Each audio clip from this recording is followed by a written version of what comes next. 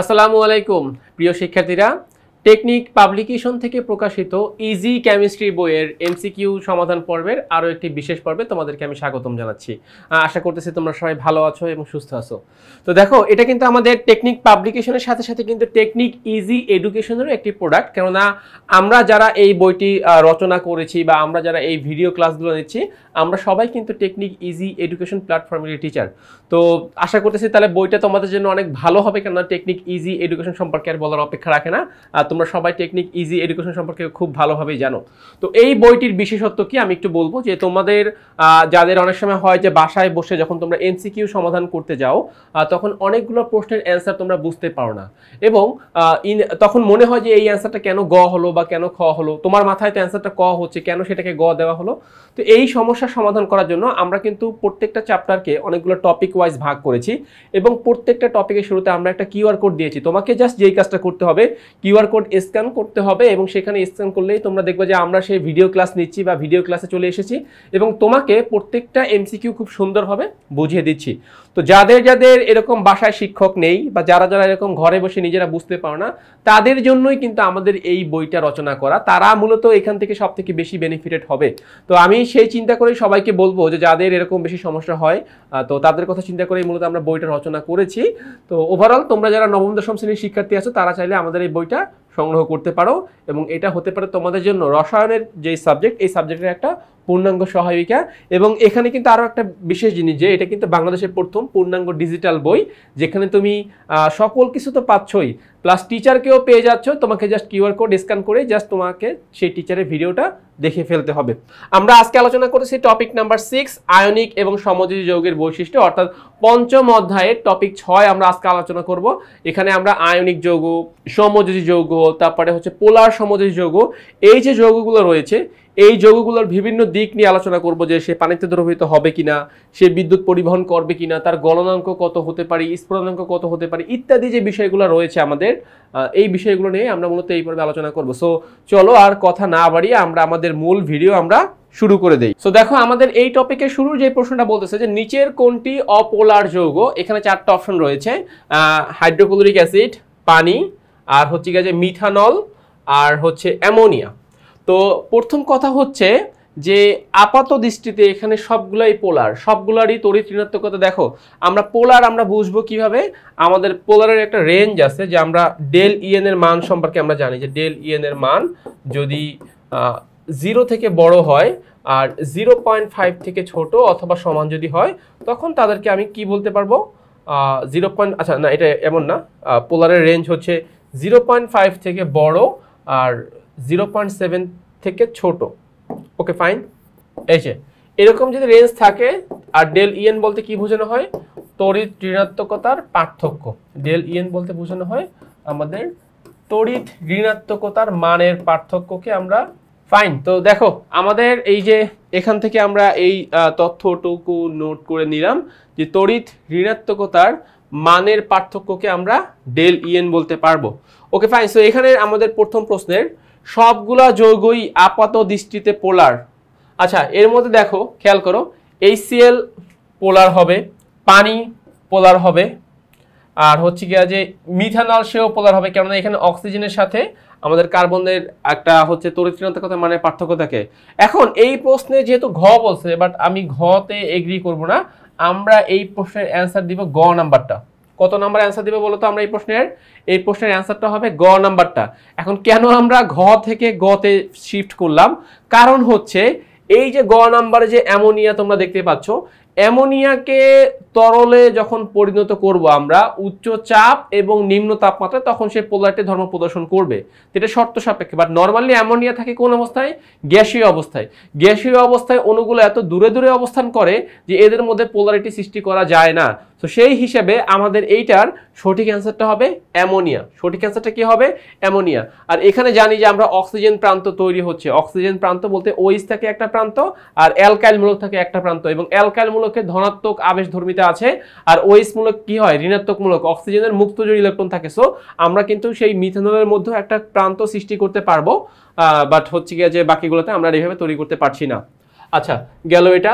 পরবর্তী প্রশ্ন, কোন যৌগে পোলারিটি বিদ্যমান? কোন যৌগে? হাইড্রোজেন ফ্লোরাইড সর্বোচ্চ পোলার, হাইড্রোজেন ফ্লোরাইড। আচ্ছা, তাহলে আমরা দেখো এটা একটু তোমাদেরকে আমরা এক্সাম্পল দিয়ে দেখাই যে কেন আমরা HF কে পোলার বললাম, HF কে আমরা পোলার বললাম।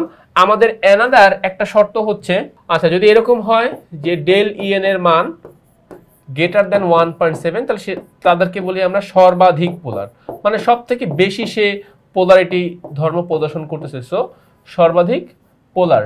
আচ্ছা এবারে খেয়াল করো HF, F কত 4, হাইড্রোজেন কত 2.1, তাহলে ডিফারেন্স কত 1.9। দেখো তো আমাদের ডেল EN এর মান 1.9, তো এটা কি পোলার তো অবশ্যই হবে এবং সব থেকে বেশি পোলারিটি আমরা এখান থেকে পাবো। আর এই 4 এর ভ্যালু কোনটা? 4 হচ্ছে ফ্লোরিনের তড়িৎ ঋণাত্মকতার মান। 2.1 এর ভ্যালু কোনটা? 2.1 হচ্ছে হাইড্রোজেনের তড়িৎ ঋণাত্মকতার মান। সো এই যে টপিকগুলো পোলার হবে নাকি অপোলার হবে, এগুলো আমরা তড়িৎ ঋণাত্মকতার মান বাদে এগুলো আমরা বের করতে পারবো না, ঠিক আছে কথাটা? আচ্ছা 158 নম্বর কোশ্চেন, নিচের কোন যৌগে পোলারিটি বিদ্যমান? দেখো এখানে, দেখো খেয়াল করো, এখানে কিন্তু তারা ঠিকই মিথানলকে এগ্রি করতেছে এবং আমরা এখানে এদেরকে এগ্রি করতেছি। তো আমি একটু তাছাড়াও তোমাদেরকে আমি একটু বলে দেই, এখানে কিন্তু আমাদের ক নাম্বারটাও পোলার, গ নাম্বারটাও পোলার, ঠিক আছে কথাটা? এই যে অ্যান্সার, এই পোলারিটির ব্যাপারটা আসলে কি অনেকগুলো শর্ত সাপেক্ষ এটাকে আসলে আইডেন্টিফাই করা হয়।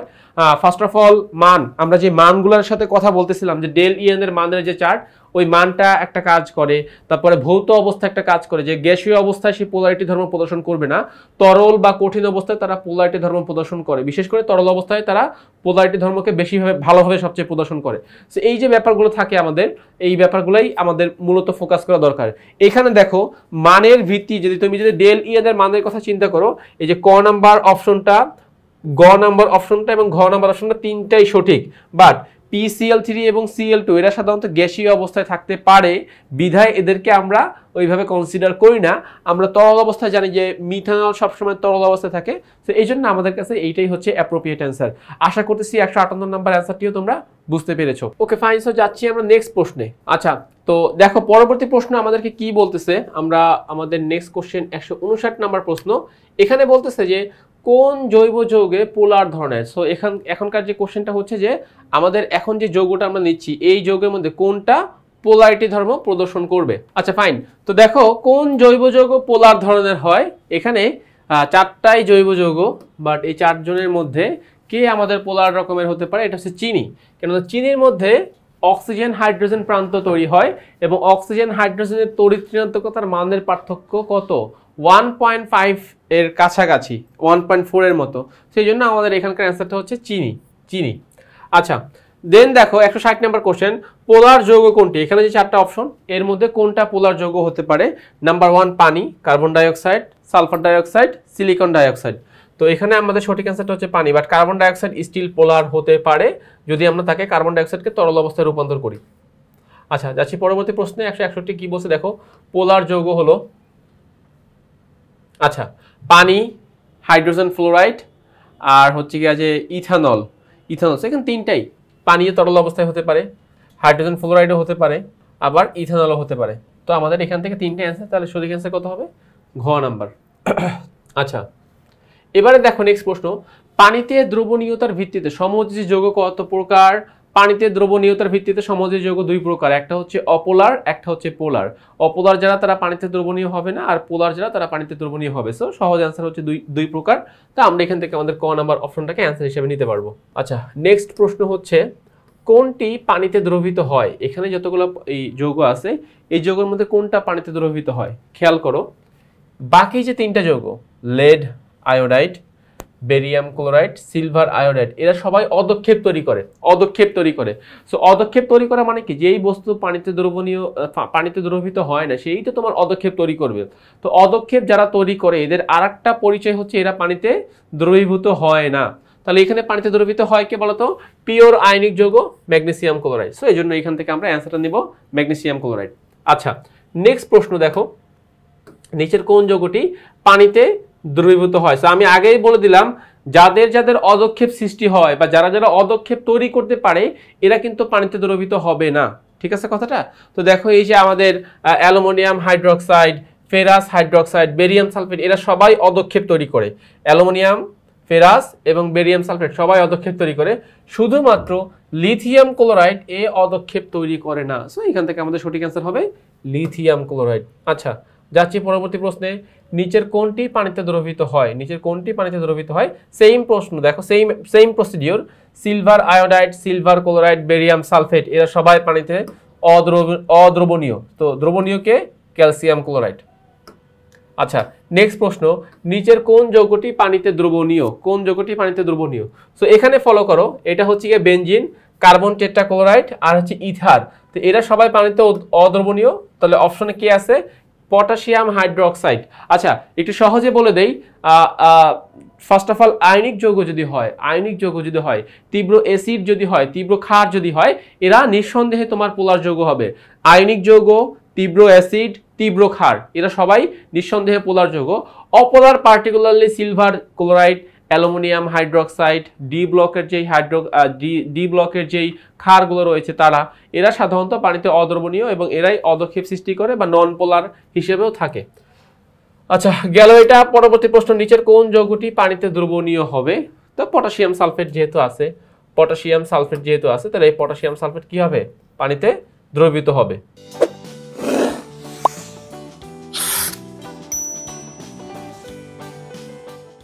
তোমাদের কাছে এই প্রশ্নের খ নাম্বারটিও অ্যান্সার হিসেবে মনে হতে পারে, বাট ক্যালসিয়াম সালফেট পানিতে খুব স্বল্প মাত্রায় দ্রবণীয় বা দ্রবীভূত হয় না। সো আমার থেকে যদি বেটার অপশন থাকে তাহলে আমি অবশ্যই সেই বেটার অপশনের কাছে যাব। তো আমার কাছে বেটার অপশন পটাশিয়াম সালফেট তো পানিতে দ্রবীভূত হয়, সো তখন আমার অ্যান্সার হবে। আচ্ছা, কোন যৌগটি পানিতে দ্রবণীয়? দেখো এখানে কে হচ্ছে মিথানল হচ্ছে, কারণ কার্বন, অক্সিজেন আর হাইড্রোজেনের যেই তড়িৎ ঋণাত্মকতার মানের একটা ডিফারেন্স থাকে, তো সেই জন্য আমরা এটাকে পানিতে দ্রবীভূত করতে পারবো। কোনটি পানিতে দ্রবণীয়? সাধারণ লবণ। সাধারণ লবণের সংকেত কি? সোডিয়াম ক্লোরাইড, খাদ্য লবণ। আচ্ছা, সরিষার তেল apolar, kerosene apolar, naphthalene apolar, সব হচ্ছে জৈব যৌগ, হাইড্রোকার্বন। নিচের কোন যৌগটি পানিতে দ্রবীভূত হয় না? পানিতে দ্রবীভূত হয় না, কে হয় না বলতো? এখানে ফেরাস হাইড্রোক্সাইড পানিতে দ্রবীভূত হয় না, ফেরাস হাইড্রোক্সাইড পানিতে দ্রবীভূত হয় না। কোনটি? আচ্ছা, আমি আশা করতেছি এই টাইপের আমাদের অনেকগুলো প্রশ্ন এসেছে, তো এগুলো তোমরা সবাই এখন বুঝে গেছো যে এগুলোর অ্যান্সার কোনটা হবে বা কেন হবে। ঠিক আছে, আমাদের কিন্তু এই যে পোলারিটি নিয়ে কিন্তু অনেকগুলো প্রশ্ন বিগত বছরগুলোতে এসেছে, সো সেগুলোর দিকে আমাদেরকে খেয়াল রাখতে হবে, আমরা যেন সেগুলোকে খুব ভালোভাবে অ্যান্সার করতে পারি। সেম টাইপের পানিতে অদ্রবণীয় যৌগ কোনটি? দেখো ঘ নাম্বার CCl4। কেননা বাকি তিনটা অপশনের দিকে তাকাও, বাকি তিনটা অপশন কিন্তু আয়নিক যৌগ। ঠিক আছে, তো এরা কিন্তু পানিতে দ্রবীভূত হবে, CCl4 পানিতে দ্রবীভূত হবে না। কোনটি পানিতে অদ্রবণীয়? পানিতে অদ্রবণীয় বেরিয়াম সালফেট। সো এই যারা পানিতে অদ্রবণীয় এই নামগুলো যদি একটু মুখস্থ করে নাও, যারা পানিতে অদ্রবণীয় এই নামগুলো যদি আমরা একটু মুখস্থ করে নিতে পারি, তাহলেই কিন্তু আমাদের জন্য ইজিয়ার কাজ, মানে কাজটা সহজ হয়ে যাচ্ছে। একটা হচ্ছে যারা অদক্ষেপ তৈরি করবে তারা পানিতে দ্রবণীয় হবে না, আর যারা অপোলার রেঞ্জের মধ্যে পড়বে তারাও পানিতে দ্রবীভূত হবে না। আচ্ছা, নিচের কোনটি পানিতে দ্রবণীয়? Silver chloride. আমরা সিলভার ক্লোরাইড নিয়ে কাজ করেছি, so silver chloride, silver iodide এটা পানিতে অদ্রবণীয়। নিচের কোন যৌগটি পানিতে অদ্রবণীয়? দেখো এই যে ফেরাস হাইড্রোক্সাইডের কথা বলছিলাম, অদক্ষেপ সৃষ্টি করবে, সো এখান থেকে ফেরাস হাইড্রোক্সাইড। নিচের কোন যৌগটি পানিতে অদ্রবণীয়? এটা ঢাকা বোর্ড 25 এসেছে, দেখো অ্যালুমিনিয়াম হাইড্রোক্সাইড। কেননা বাকি তিনটা হাইড্রোক্সাইড কিন্তু শক্তিশালী হাইড্রোক্সাইড, সোডিয়াম বলো, ক্যালসিয়াম বলো, পটাশিয়াম বলো, শক্তিশালী। সুতরাং অ্যালুমিনিয়াম হাইড্রোক্সাইড কি করবে? এখানে একটা অদক্ষেপ তৈরি করবে। অ্যালুমিনিয়াম হাইড্রোক্সাইড এখানে একটা অদক্ষেপ তৈরি করবে, সো যেহেতু সে অদক্ষেপ তৈরি করতে পারতেছে, অতএব সেহেতু সে পানিতে অদ্রবণীয়। আচ্ছা, যাচ্ছি পরবর্তী প্রশ্নে, কোনটি পানিতে অদ্রবণীয়? সিলভার ক্লোরাইডের কথা আগেই বলে আসছিলাম, সো সিলভার ক্লোরাইড আমাদের পানিতে কি হবে? অদ্রবণীয় হবে। নেক্সট প্রশ্ন, নিচের কোনটি বিদ্যুৎ পরিবাহী, অর্থাৎ সে বিদ্যুৎ পরিবহন করবে? আচ্ছা, এখন এখানে আসো একটা জিনিস, অপশনগুলো একটু ফলো করো। এটা আয়নিক যৌগ বাট সলিড। আয়নিক যৌগ কঠিন অবস্থায় কখনোই বিদ্যুৎ পরিবহন করে না, আয়নিক যৌগসমূহ কঠিন অবস্থায় কখনোই বিদ্যুৎ পরিবহন করে না। সোডিয়াম ক্লোরাইড আয়নিক যৌগ বাট সলিড, সে বিদ্যুৎ পরিবহন করবে না। গ্লুকোজ বিদ্যুৎ পরিবহন করে বাট খুবই স্বল্প মাত্রায়, গ্লুকোজ বিদ্যুৎ পরিবহন করে বাট খুবই স্বল্প মাত্রায় সে বিদ্যুৎ পরিবহন করে। সব থেকে বেটার অপশন হচ্ছে গ। এখানে আসলে তোমাকে অপশনগুলো দেখতে হবে, বুঝতে হবে যে কে কোন অবস্থায় আছে। ঠিক আছে কথাটা, কে কোন অবস্থায় আছে, সো এই অপশনটা জাস্ট এখানে দেখেই বুঝতে হবে। আচ্ছা, নিচের কোনটির জলীয় দ্রবণ তড়িৎ পরিবাহী, দ্যাট মিনস বিদ্যুৎ পরিবাহী? তুতে কে বলতো? তুতে হচ্ছে কপার সালফেট 5 অনু পানি। তুতে হচ্ছে কপার সালফেট 5 অনু পানির এর দ্রবণকে আমরা তুতে নাম হিসেবে চিনি, সো CuSO4 কপার সালফেট 5 অনু পানি, কপার সালফেট 5 অণু পানি। আচ্ছা গেল এটা। কঠিন অবস্থায় বিদ্যুৎ পরিবহন করে কোনটি? কঠিন অবস্থায় বিদ্যুৎ পরিবহন করে কোনটি? কঠিন অবস্থায় বিদ্যুৎ পরিবহন করে পটাশিয়াম। কেন বলতো? ধাতব বন্ধন। তখন এখানে কি কাজ করে? ধাতব বন্ধন। যেহেতু সে ধাতু, সেহেতু তখন তার মধ্যে ধাতব বন্ধন কাজ করে এবং সে কঠিন অবস্থায় বিদ্যুৎ পরিবহন করে। আচ্ছা যাচ্ছি পরবর্তী প্রশ্নে। কোনটির জলীয় দ্রবণ বিদ্যুৎ অপরিবাহী, অর্থাৎ সে বিদ্যুৎ পরিবহন করে না? C12, H22 ও 11। সো এটা হচ্ছে চিনির সংকেত। দেখো, সো বিদ্যুৎ অপরিবাহী বাকি যে যৌগগুলো আছে, কপার সালফেট, তারপরে হচ্ছে সালফিউরিক অ্যাসিড, তারপর জিঙ্ক ক্লোরাইড। সো এটা হচ্ছে গিয়ে যে একটি শক্তিশালী লবণ, শক্তিশালী অ্যাসিড, আর হচ্ছে এটাও শক্তিশালী লবণ। সো শুধুমাত্র চিনি যে আছে C12, H22 ও 11, এইটাই হচ্ছে আমাদের বিদ্যুৎ অপরিবাহী। আচ্ছা, নিচের কোনটির জলীয় দ্রবণ বিদ্যুৎ অপরিবাহী? বিদ্যুৎ অপরিবাহী এটা হচ্ছে গিয়ে দেখো গ্লুকোজ।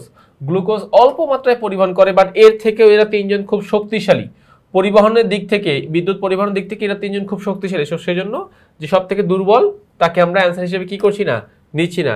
নিচের কোনটি বিদ্যুৎ অপরিবাহী? কঠিন ক্যালসিয়াম ক্লোরাইড। কঠিন যৌগ কখনোই সে বিদ্যুৎ পরিবহন করবে না।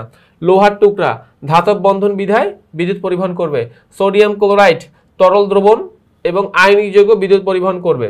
ইথানল, ঠিক আছে, ইথানল যেহেতু OH প্রান্ত আছে এবং অ্যালকাইল মূলক আছে, বিদ্যুৎ পরিবহন করবে। কঠিন ক্যালসিয়াম ক্লোরাইড কখনোই বিদ্যুৎ পরিবহন করবে না। ওকে, সো যাচ্ছি নেক্সট প্রশ্নগুলোতে। দেখো এখান থেকে আমাদের প্রশ্নগুলোর অ্যান্সার করতে হবে।